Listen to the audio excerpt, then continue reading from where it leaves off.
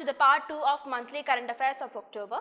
So in this we will be dealing with the other pending topics. We have the science and tech, defense, history and awards, these category. So I have about 20-25 questions here that we need to discuss today.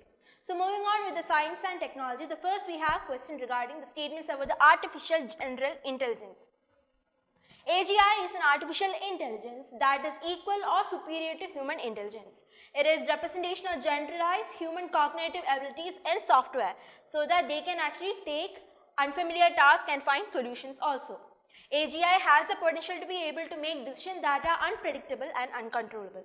So you need to know three types. There is a narrow, then there is general, then there is actually a superior type of intelligence. So when you are looking into narrow type, like the ones we see in Alexa, the Siri or not, they actually can take up, what they do is they can actually handle only one kind of criteria or one kind of specialty in only one kind of area. What we are giving the input and that is what they are actually giving back. It is mainly text by text or text by voice. So that is mainly the stage 1 of machine learning. It is very narrow, it is very basic. They can only handle the inputs that are actually given out to them. Then there is actually a kind of general, that is the AGI, artificial general intelligence, where they have the ability same as human beings or greater than human beings. So when we are actually giving an unfamiliar problem to them, the AGI can actually solve them without any human interference. So which we can say that they are actually smarter than human beings. That is an other stage. Then there is an artificial superior intelligence that is much more smarter than the AGI. So in question we have here AGI. So as I have told you, AGI, the intelligence is actually greater, equal or superior to that of human beings. That's a correct statement. It is representation of generalized human cognitive abilities in software, so they can, when they are actually faced with any kind of unfamiliar task, they can actually find a solution on their own without any human interference. Then they have the potential to be able to make decisions that are actually unpredictable and uncontrollable, because we know the unethical behavior of AI. They can actually take a solution on their own, but it does not actually comes or it does not actually looks into the ability or the emotions of a human being. So thus their solutions can be actually unpredictable and uncontrollable. So here both statement 1 and statement 2 are correct, and statement 2 is the correct explanation of statement 1. Moving on, we have the question about multimodal AI. So if you are looking, it is a transitionary phase between a narrow and a broad AI. It is actually converts text to text. Meta can actually detect hate speeches and hateful memes on Facebook using this multimodal AI. It has applications in CT scan, identification of rare genetic diseases, analyze complex database of images. So let us look into what is a multimodal AI. There is a narrow model AI, there is a multimodal AI, then there is a broader. So there is three categories, a narrow, a multi and a broader. The narrow one is the one which we are using now, like text to text conversion. If you are actually doing kind of text, they will give back the answer in text. The input and output are on text basis. That is a basic kind of formulation that we are doing now. Then there is a multimodal. If we are actually giving an image or if we are giving any chart or a text, they can actually convert into multiple other forms. Simply is that I am getting an image, that text within that image can be actually converted into a chart or a text. There is multiple output that can actually come within this multimodal AI. In the narrow model, it's single, a text to text conversion, because of it the entire process is narrow. Here multimodal, a simple text or a chart or even images can be converted into multiple other forms. Thus it is known as multimodal. Then there is a broad. Now that is more advanced than this multimodal AI model. So with this, like if you are looking at Facebooks, if I am actually putting a hate message within an image and sending, even with this multimodal AI, the Facebook, the platform can actually detect the particular hate speech that is mentioned within it. Then if you are looking at the field of medicine, I am taking a brain scan, okay, a scan of the MRI scan I am taking. There may be particular elements that are actually not visible to the naked eye. That may be rare genetic diseases that might even affect the human beings in the future or that particular person in the future. The thing is that with the help of this kind of multimodal AI, even the tiniest of the things can be actually found. Even if it's in a CT scan, even if it's a rare genetic diseases that is actually mentioned and not visible to the naked eye, they can also be converted into text, and the multimodal AI can alarm us human beings, and it can even actually give out all the detections or what is the proper diagnosis for that particular diseases as well. So that is the use of multimodal AI. So looking back into the question, it is a transitionary phase between broad and narrow and broad AI. That is actually a correct statement. So it actually allows the conversion of text to text. As I have told you, text to text is based on narrow. Now that is not broad. So this particular statement is actually wrong. Then Meta can detect hate speech, hateful memes on Facebook using multimodal AI. That is one of the main purpose or which we can actually use multimodal AI for. Then we have application CT scan, identification of rare genetic diseases and etc. That is also correct statement. So here we are asked to choose the number of correct statements. Here only we can see 3 statements are correct. So C is the correct answer. I hope you are understanding what I am saying because there is some kind of technicality into each of it. If you do not understand, please go back to the slide and do it again. Then consider the following statement about white phosphorus bomb. This white phosphorus bomb has been in use because Israel has been using this particular kind of white phosphorus against Gaza.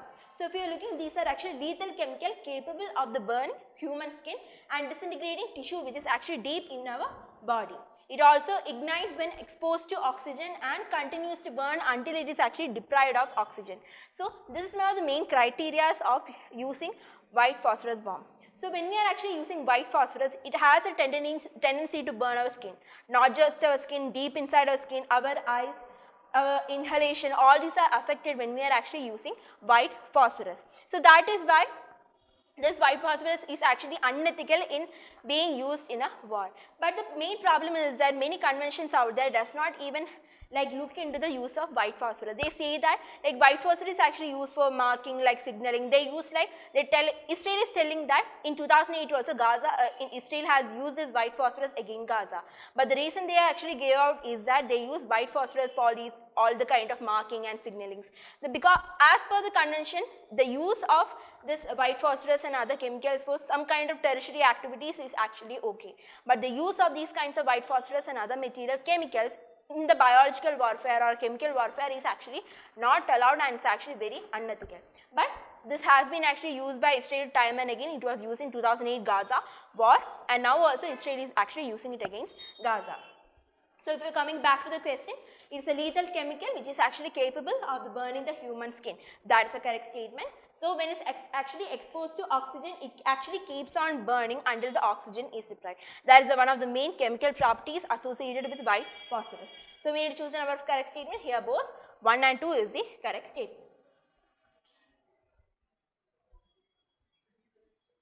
Moving on, consider the statements about gravity battery. It is a type of electrical storage devices that stores gravitational energy. The energy stored in an object is a result of change in the height due to gravity and this is also known as the potential energy. So looking at this diagram, I'll tell you what is a gravity battery in simple. The thing is, I am actually constructing a cement kind of structure. There is a cement structure, I am actually cement not concrete structure that I am actually constructing. The basic thing is this gravity battery works with the change in the height. The thing is, I am actually taking this concrete block from a certain height using some kind of energy, like I am using bigger cranes, like you can see cranes here. So with that cranes, I am for the generation of this crane, I am using some kind of renewable energy, say solar powers. So with the use of this energy, I am actually loading this concrete block up from ground to the height and placing on top of the structure. So in this, there is some production of energy happening. Then I am taking this particular block from the top and going it down. So within this, when the motor is circulating, there is some kind of energy that is actually being generated. With this change in height, the energy is being regulated, and when we are actually putting that block back down, the block comes back down to the ground because of the action of gravity. So that is with the change in height and the gravity that is actually playing there, this gravity battery actually works into play. This does not really works in the case of top structure, but we can actually also create it underground. So underground, with the use of electricity, what we do is that we actually pull up the block, the concrete block, from the bottom to the up, and at the night time when we need actually energy, we actually release the block and it comes down, and because of the change in height and gravity, they actually produce electricity and that is actually stored. So that is basically what, in smaller detail, what that is actually known as gravity battery. So here there is a type of electricity storage device that actually stores the gravitational energy, and it is a result of the change in height due to gravity. Thus is also called as a potential energy. So here both the statements are correct, and statement 2 is a correct explanation of statement 1.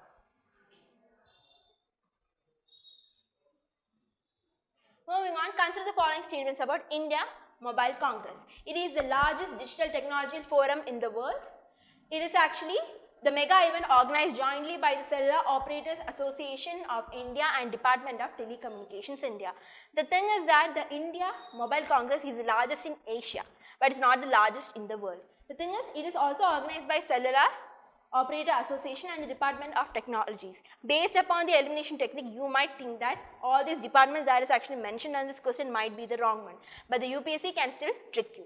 This India Mobile Congress is the largest in Asia, but not in the world. So we need to choose the correct statement. So here only B, option B, 2 only is the correct answer.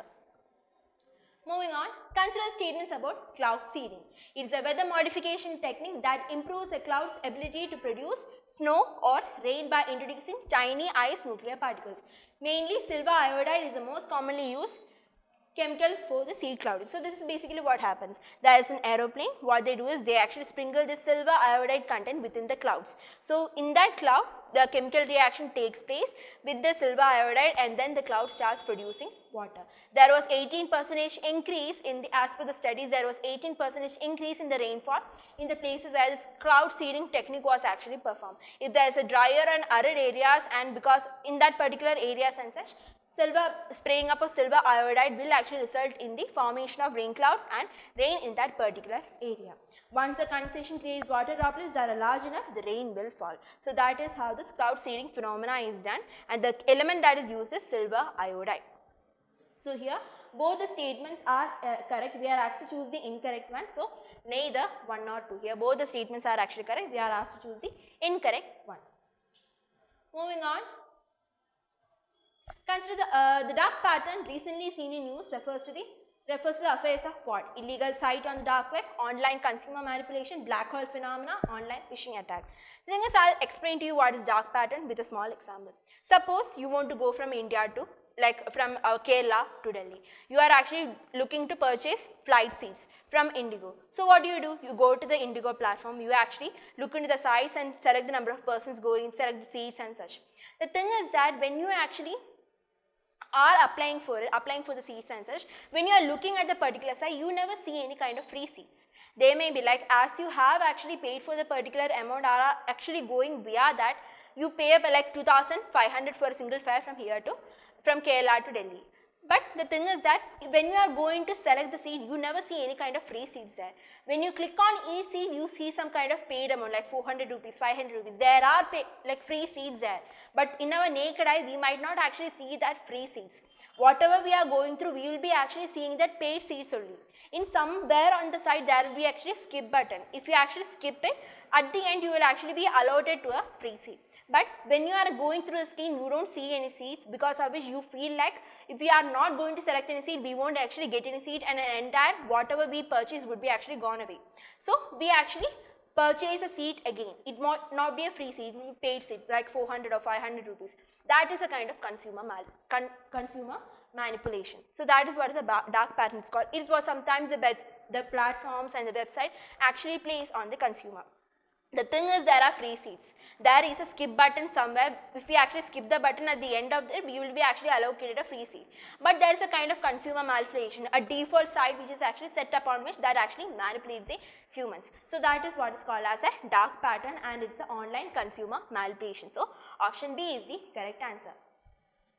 Namo Parat, recently seen in news, is modified lotus flower, regional rapid rail transport system, indigenously created navigation satellite system, national highway connectivity project. So Namo Parat is a regional rapid rail transport system. The entire train track works in the speed of 180 kilometers per hour, and this is actually going to modify our railway system within India.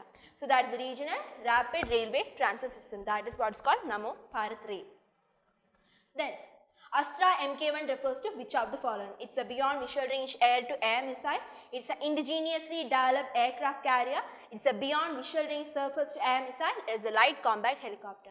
So Asra MK1 is actually mainly a beyond visual range air-to-air missile. So if you are seeing in the figure, this is the Asra MK1 that we have been talking about. It's a beyond visual range. It goes beyond our normal naked eye visual range. It's an air-to-air missile surface system that actually goes up to the range of 20 nautical miles as well. Now this actually, the range is around 1100 kilometer. It can actually go over a range of 150 kilometer as well. There is also one more version of Astra which range smaller than MK1, that is actually under development right now. So, you need to know what is Asra. It's a beyond visual range air-to-air missile system. Then, R21 Metrixm is a vaccine developed to address which of the following. So, this has been in news for a long time and is a breakthrough for India. So, this R-Metrixm actually deals with the vaccination for malaria. So, this has been developed by the Serum Institute of India as well as the University of Oxford, and they are actually going to produce like 100 million tons of malaria vaccines in the 1 year and the coming future. So, this will actually address and help in eliminating malaria in India. In my last part 1 video, as I have told you, India is still struggling with malaria, dengue and such. So, other countries like Sri Lanka and them have actually achieved the complete elimination of malaria. So, it is time for India also to achieve that elimination as per the 8 regional tactics of Southeast Asia. So, we will be actually addressing the elimination of malaria by this. Then, moving on, we are coming to the defense sector and how much important topics that have been actually asked by in the defense questions. Project Udbhav initiative that has been recently seen in news is developing of smart cities, initiative to protect and rehabilitate elephants, rediscovering Indian heritage of statecraft from the ancient texts, connecting the Char Dham through railways. So, Project Udbhav actually deals with the rediscovering of Indian heritage from the statecrafts from the ancient texts. It looks into the ancient texts like Arthashastra and such and tells that what our military capabilities were back then, and thus integrating that kind of traditional ancient mechanism to present day modern defense system, so that further updates can be actually done in it. So, Project Udbhav deals with the rediscovering of Indian heritage statecraft from the ancient texts. So, option C is the correct answer here. Now, consider the following statements about Iron Dome defense system. So, it is a short range anti-rocket, anti-mortar and anti-artillery system. It consists of radar and thermal interceptors missile to track and neutralize enemy rockets. It is jointly developed by Rafael Advanced Defense System of Israel and France. So, Iron Dome system is basically an anti-rocket, anti-mortar, anti-artillery system. That first statement is actually correct. So, this is how the Iron Dome system works. There is the enemy rockets, they are actually firing the enemy rocket. Then there is actually a radar system which actually detects the incoming enemy rocket. So, there is actually about 7 such rockets present here. So, when the radar detects the incoming of enemy rocket, this particular launcher fires the missile. This is our missile, this is the enemy rocket, and this thing blasts in front of the enemy rocket. So, that thing also get destroyed. So, that is how the Iron Dome system works. But what happened here in the Israel-Gaza is that the Gaza Hamas actually launched about 2,200 rockets suddenly. The thing is that this Iron Dome system can only detect or handle 7 rockets at a system. Even if it goes beyond the 7, the system automatically malfunctions. The thing is that even 15 or 20 itself they malfunction, but Hamas actually launched 2,200 such rockets, and the Iron Dome system was not capable to detect all, and it actually thus was actually neutralized, and the Hamas actually got the high ground here. So, that is what has happened in Israel recently. So, if you are looking, it is a short range anti-rocket, anti-mortar and anti-artillery system. That is the correct statement. It consists of radar as well as the interceptor here is called as thermal. So, the second statement is also correct. It is jointly developed by the Rafael Advanced Defense System of Israel and not France but USA. Israel and USA connect a very cardinal relationship by which they have actually developed together, they have actually developed this Iron Dome system. It is developed by USA and Israel but not by France. So, here only 2 statements are actually correct here.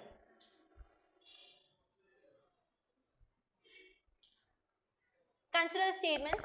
The first, India-EU naval exercise will be held in which of the following areas? Mediterranean Sea, Norwegian Sea, Gulf of Guinea, Indian Ocean. So, the first such time that India and European Union as a whole is actually having any kind of exercise. We have individual exercise with Italy, Germany, UK and such, but with the European Union collectively, this is the first time. So, this particular thing is actually happening in Gulf of Guinea region. You believe that as it is actually happening in the India-European region, it might be with the Mediterranean or Indian Ocean. These are something which can actually take your track of, but the Gulf of Guinea is the right answer here.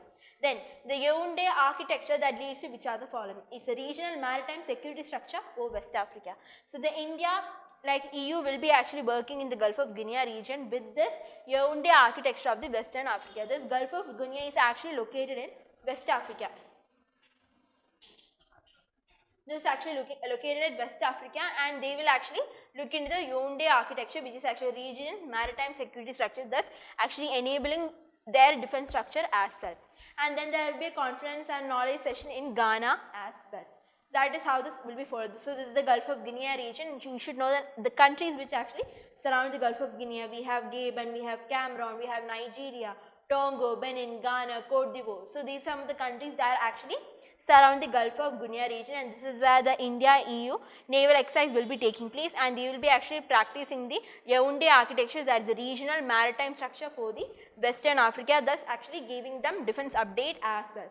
Then following, there will be actually a session in Ghana regarding knowledge transition as such. So that is how this will be actually transported. Now consider the following statements about Territorial Army.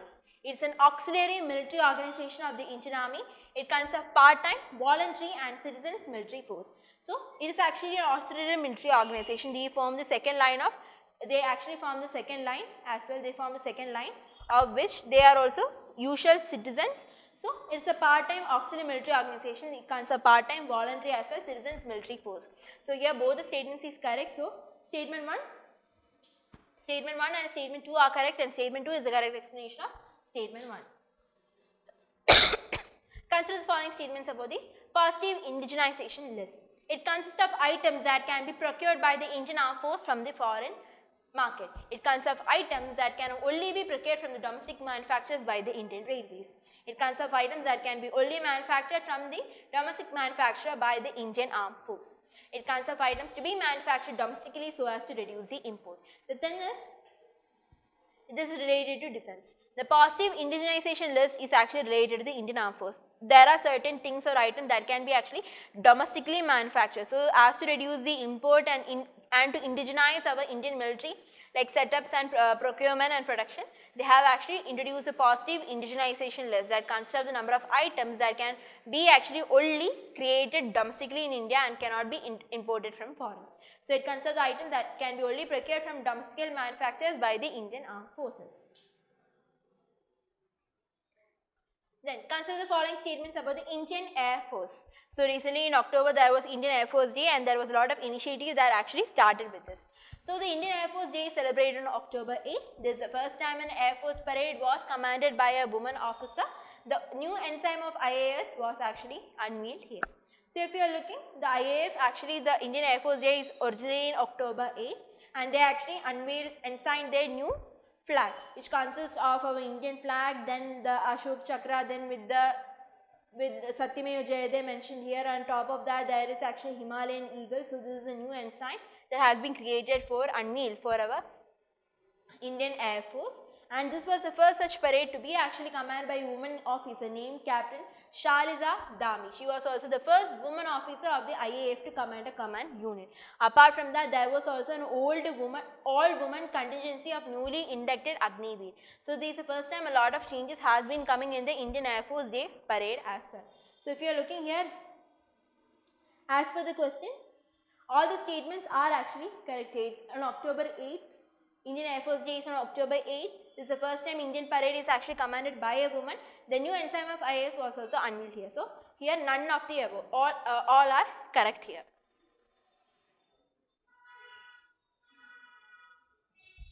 Consider the following statements about MQ9B drones. India's defense minister has actually granted approval for the procurement of these drones from France. The MQ9B has two variants, Sky Guardian and Sea Guardian. It aims to enhance India's surveillance capabilities and strengthen its armed forces. So here, this is what the MQ9B drone, this is some kind of advanced weapon. There are two categories. There is actually for protection of sea as well as there is sky one. There are two variants. It aims to India's capabilities and strengthen the armed forces. This is a very neutral statement, and you can actually mark that correct itself. This is not from France. We are procuring it from USA. So we need to choose number of incorrect answers. So only one statement is incorrect. We are purchasing this MQ9B. We are actually ordering about 31 such MQ9B drones so that we can actually protect both our skies and as well as our water. Now this is procured from USA but not from France. So we are coming to an end in our defense sector, and we will be actually moving into our history and arts and culture. So consider the following statements about the Garba dance festival. The Garba dance originated in the Rajasthan region. The state government has nicknamed it as the longest dance festival of the world. The Garba is not originated in the Rajasthan region, but it was actually originated in the Gujarat.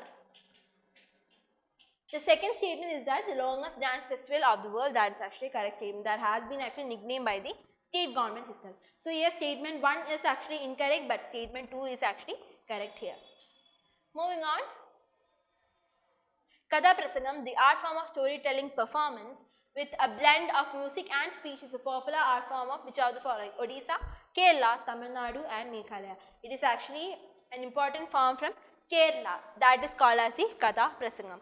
It has been like for the past 100 years because of the caste system and other thing. Such kind of art forms actually developed where the lower caste people actually express themselves against the caste system and such. So like that, the Katha Prasangam, like it's a basic storytelling, has actually evolved over time. So it's an art form from Kerala. Consider the following statements about Durga Puja. Durga Puja is inscribed in the UNESCO World Heritage Site. It is the first festival in Asia to achieve such recognition. You have to choose the incorrect statement. So you need to read all the statements carefully. Durga Puja is inscribed in the UNESCO's not World Heritage Site but Intangible Cultural Heritage Site. It's not a world heritage, it is intangible. You can't actually touch it or feel it, there is no particular structure for it. So it's an intangible cultural heritage site. So Durga Puja is inscribed on the UNESCO's Intangible Cultural Heritage Site. It is the first such festival in Asia to actually achieve such kind of recognition. That is a correct statement. We need to choose the incorrect one. So here only statement 1 is the incorrect. You need to know which are all the intangible cultural heritage site as well. So these are the list of the intangible cultural heritage. We have Veda chanting, Ramalila, Kudiyatam, Raman, Sankirtana, Durga Puja, then Kumbh Mela, Yoga, Navros, then a traditional brass and copper, Buddhist chanting, Chow and dance, Kalbelia frog dance, Mudiyatu. Just take a screenshot of the slide. So these are the important other intangible cultural heritage site that is actually present in India. Then consider the following statements about Naik Yashwant Gadge. It has been this personality, an Indian hero, has been in news recently. So Naik Gadge laid down his life during the World War II Italian campaign. He was awarded Victorian Cross, Britain's highest military honor. V.C. Yashwant Gadge Sundel Memorial is in Monte, Italy, is constructed in his honor. So here all the three statements is correct. He played a very vital role in the World War II Italian campaign, where he actually sacrificed his life so that he can actually take down that particular cantonment itself. So based upon his life, he died in the 23 years when he was 23 years of age, and based on it he was actually awarded the Victorian Cross, and there is also a memorial in Italy on his honor. So that is what you should know about the Naik Yashwant Gadge as such. Now, so we actually closed the defense sector, and now we are last award section. So here we will be looking at the Nobel Prize winners, then EU Human Rights, and as well as Saraswati Samman. So awards. Consider the following statements about the respective quantum dots. Now this was actually award given for the founding in chemistry. Quantum dots are natural nanoscale crystals. Quantum dots have a unique property of absorbing and re-emitting light at different frequencies. Smaller the dot, it emits light at smaller frequency. So I'll explain what is quantum dot with a very small example. Suppose you are actually traveling by a bus. Now in that bus there is only 10 to 15 people. Like there is hardly, there is a lot of space, you are actually enjoying the breeze. Your characteristics or your mood will be very different. But consider another scenario where the bus is fully packed. You don't have any place to even stand itself. So the characteristics, even one person just lights against you, you get irritated. So the characteristics that you face in a second bus is actually very much different. So there is two categories, the two particles, is personality differently at a different situation. Similarly, when we are taking water particles, we are taking it 1 lakh. When the water particles, there is actually only smaller water particles, like when you are considering all the particles are here, they can actually move freely anywhere they want. So the characteristics that this water particle shows, we are taking it in base of 1 lakh. What they show is very different. Then another where we are actually all packing up this very tightly. So the characteristics, we are actually packing it tightly. So the characteristics which they show is actually very different. So when we are actually packing everything together, that is how a quantum dot behaves. Here each one of it is a singular dot. But when you are actually packing everything together, the property, they will actually exhibit a very single property.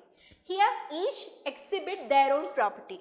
But when they are actually crowded in together, this entire thing gives out a particular property. So that is how the quantum dots is actually explained here. In the quantum dot, we take it as a base of 1000, not 1 lakh like that of the water particles which we actually discussed about. In quantum we actually use the semiconductors, such kind of chips or something which we actually use. So the thing is, each one, when we are actually, the bigger the size, it actually emits different kind of colors. So if we are looking the 7 nanometer, if we are putting up together, it consists of about 150 atoms, it actually projects light of red color. So when we are going a little bit 80 atoms, which is actually in close of 5 nanometer, it actually emits an orange. So each one, as the size decreases, it actually gives out different kind of variable. And these quantum dots are actually man-made. They are actually not naturally occurring, and we inhibited that kind of property so that that particular product actually behaves like a quantum dot. So it's actually a man-made, it's artificial and not naturally made. And the smaller the dot, it emits the light of higher frequency. The smaller the size, the frequency will be much higher. The larger the size, the frequency will be much smaller, and vice versa. So that is how this entire thing actually behaves. So if you are looking back into the question, quantum dots are natural nanoscale crystals. That's the wrong answer. It's actually man-made. The quantum dots have a unique property of absorbing and re-emitting light. The larger the particle size, the different the color, it will be actually absorbing and re-emitting. So because of it, this statement will be actually correct. The frequency also depends upon the size. The smaller the dot, it emits light of smaller frequency. As I have told you, the smaller the dot, it actually emits higher frequency. But the bigger the dot, it actually produces smaller frequency. So that is how it actually works. So here this statement is also wrong. We need to choose a number of correct statements. So here only one statement is actually correct here. Then consider the following statements about the Claudia Goldin's work on women in the labour market. So Professor Claudia projected a U-shaped curve which stated that even with economic growth rate, there is no reduction in gender difference in the labour market. She also found that the female labour force participation rate has been consistently increasing. So this is the U-shaped curve that has given. She told that during the agriculture phase, the women participation in the labour market has been higher. But with the introduction of industrial revolution, the number of participation of women in the workforce has actually gradually declined. But with the increase in the service sector, the participation of women has actually increased. During the agro sector, the participation of women was high. During the industrial revolution sector, the participation of women was low. But during the service sector, the participation of women has actually increases. So it shows a U-shaped curve which actually showed that it is not consistently increasing. So let us go back to our question. Professor Goldie work projected a U-shaped curve. We stated that even with the economic growth, there was no reduction in gender difference. That is a wrong statement. There was reduction in gender differences in the labour market. She also found that the female labour force participation has been consistently increasing. That is actually a wrong statement. We saw the U-shaped curve, how it was actually going down and then coming up. So here both 1 and 2 is the correct answer, because both the statements are actually wrong here. Consider the following statements research awarded to Nobel Prize in actually physics. So if you are looking for the physics, it was actually given for more research in the attoseconds. This attoseconds is actually bigger, it's which actually billionth of a second, which is actually 10 raised to minus 18. So that is how the study and process around attoseconds is. Thus Pierce, Acnoville, French-Cos and Annie Lohans has been actually recognized for their groundbreaking work with attoseconds pulse of light. So here C is the correct answer. Annie Huller, French-Cos and Pierce agnostic. Then consider the following statements about Medicine Nobel Prize. The Medicine Nobel Prize has been actually for finding mRNA vaccine for COVID-19. mRNA is temporary piece of genetic code that can be actually created to protein. Both the statements are actually correct here. The mRNA is actually a temporary piece of a genetic code. Like with this development of mRNA, they have actually created this medicine of mRNA vaccine for COVID-19. So here neither 1 or 2, we had to choose the incorrect answer, but both the statements are correct here. So option D, neither 1 or 2. Then, which of the following personality recently received the EU Human Rights Prize in 2023? The EU Human Rights Prize is actually won by Mahsa Amini from Iran. Like she started the protest because she was not wearing her headscarf and such, and the police actually killed her. That is what the reports has came down. So EU considering her rights, Human Rights Prize, Mahsa Amini has been actually awarded the EU Human Rights Prize posthumously. Consider the following statements about Saraswati Samman. So, it is an annual award bestowed upon the Indian citizen for outstanding literary work. It is the only award to literary works written in any languages mentioned in the 8th schedule. It is established by K.K. Birla Foundation. The thing is, here all the statements are actually correct. This is actually bestowed upon the Indian citizen for outstanding literary work, and this actually provided to only 22 languages that are actually mentioned in the 8th schedule. All the works written for that is only mentioned, and it was established in 1991 by K.K. Birla Foundation. So, here we had to use our correct statement. So, only 3 statements are correct here. Then, so this is the final of all the list of the Nobel Prize winners. So, please take a screenshot of this particular site where I have actually mentioned the Nobel Prize for each and each. So, you can see the literature is actually awarded to John Force. Then, for peace is awarded to Nargis Mohammadi from Mahdi because she has been fighting against women oppression in Iran. Then, physiology of medicine, discovery of mRNA vaccine, chemistry, quantum dots and physics at 2 seconds. So, this is the main site. So, that is it. Please take a screenshot because this contains of all the details of the Nobel Prizes. So, that is it. We have come to the conclusion of all the important topics that has been actually taken in October current affairs, and then we will be actually doing a weekly update or weekly current affairs from the November onwards. So, thank you. Have a nice day, and if you like my class, please like and subscribe. Thank you.